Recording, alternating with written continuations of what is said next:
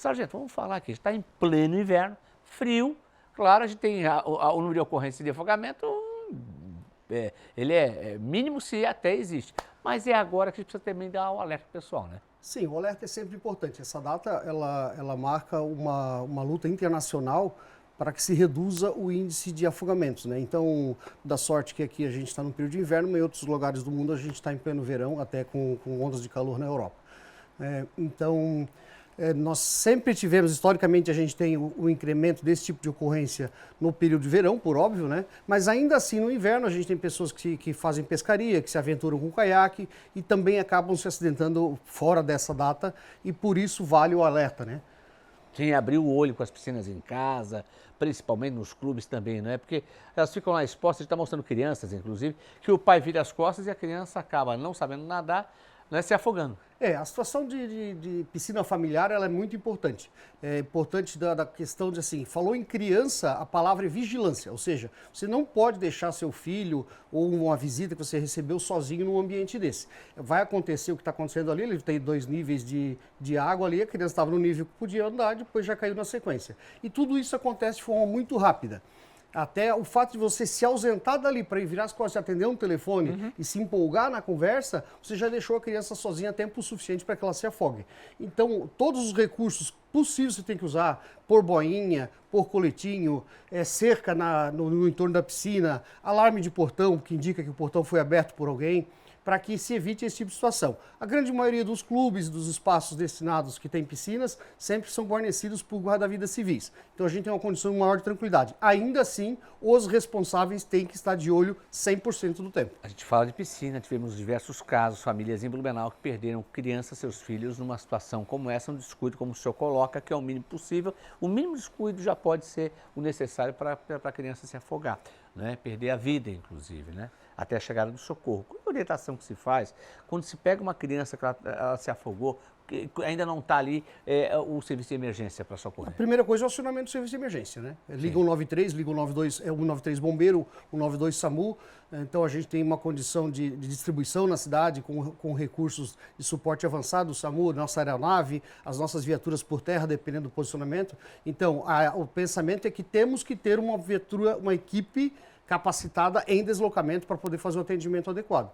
Né? De outra sorte, retira daquele ambiente, tenta, se você tiver algum tipo de experiência, algum tipo de conhecimento, fazer uma verificação se a criança está ou não respirando, abrir vias aéreas dela, se você consegue fazer isso, ajudar ela na ventilação e aguarda no local. Desaconselhamos a ideia de pôr dentro de um carro e sair tentando fazer o socorro, porque isso não vai mudar o resultado. A ideia é que o socorro venha até essa vítima e a gente consiga fazer uma interferência efetiva. Ou seja, não coloque dentro do carro para levar para o hospital? É muito arriscado fazer esse procedimento. A criança vai estar numa condição mais desfavorável ainda, porque vai estar no colo, vai estar dobrada, então ela tem que ficar deitadinha na superfície plana, com o queixinho levantado, para que, se ela tendo condições, ela respire pelo menos um pouco.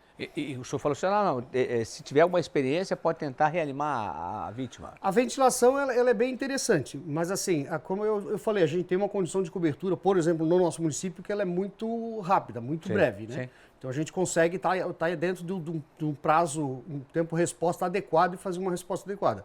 Nem sempre as pessoas que estão diante de uma situação dessa, ainda mais envolvendo crianças, estão capacitadas ou estão em condições emocionais de fazer alguma interferência. O sargento Schmitz, deixa eu lhe fazer outra indagação, a gente está com imagens aí, o pessoal procura muito a nossa região aqui, agora está com piscina, mas antes mostrando o rio, ribeirões, enfim, tem alguns lugares aqui no Rio Itajaí Sul que são denominados como conhecidos popularmente como Garganta do Diabo, né? Enfim, mas tem uma situação que eu me lembro muito bem, que ao longo desse tempo que apresento programas jornalísticos, é que vocês orientam, olha, se tiver alguém se afogando, não pula junto. Porque a maioria dos casos de afogamento, a outra pessoa vai junto, num caso como é crítico no Rio, por exemplo, com uma correnteza forte. A ideia é assim, você tem que ter muita convicção que você é capaz de fazer um salvamento. Fazer um salvamento não é algo tão simples assim.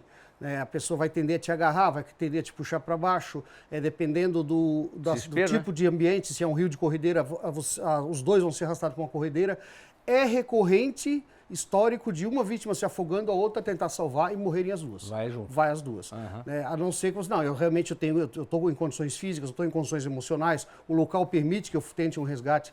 O ideal sempre é procurar algum recurso, quando é em ambientes naturais, por exemplo, na mata, até um bambu você consegue arremessar para a pessoa e ela vai conseguir uma flutuação até que um socorro melhor venha. Garrafa PET, eu já vi moleque se agarrar em garrafa PET para não se afogar, bambu, algum tipo de objeto flutuante, essa que é a ideia.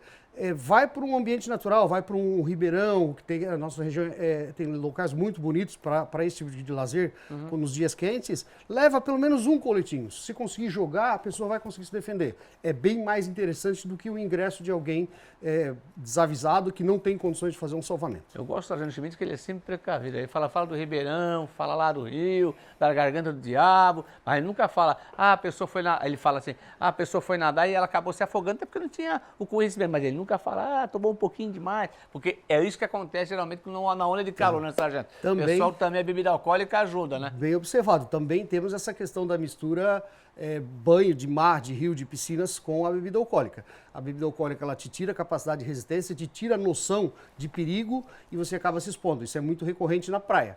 Então, que é um outro ambiente que sempre muda. Um dia você tem um mar calmo, outro dia você tem um mar com muitas ondas, com muita corrente de retorno, uma corrente de retorno muito forte. Então, você tem que ter um mínimo de conhecimento. Então, já que você, por exemplo, você tem crianças, já escolhe uma praia adequada. Já começa na escolha da praia.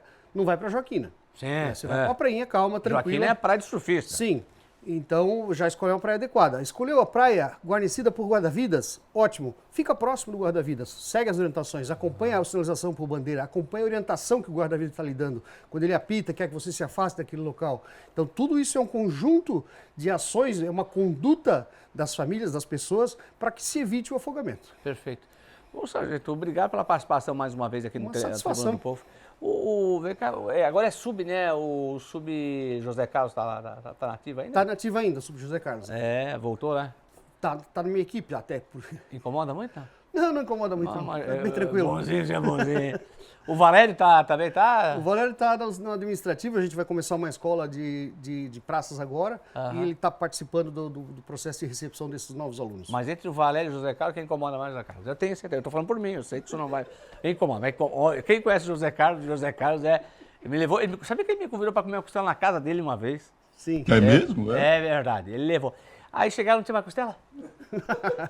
Só tinha osso. Acredito. Acredita, né? Acredito. Foi ali no baú lá da ilhota. Pode isso, eu acho que era na casa do sogro ainda. Não, é normal. Eu vou te contar. Sargento, um abraço. Satisfação. Obrigado, querido.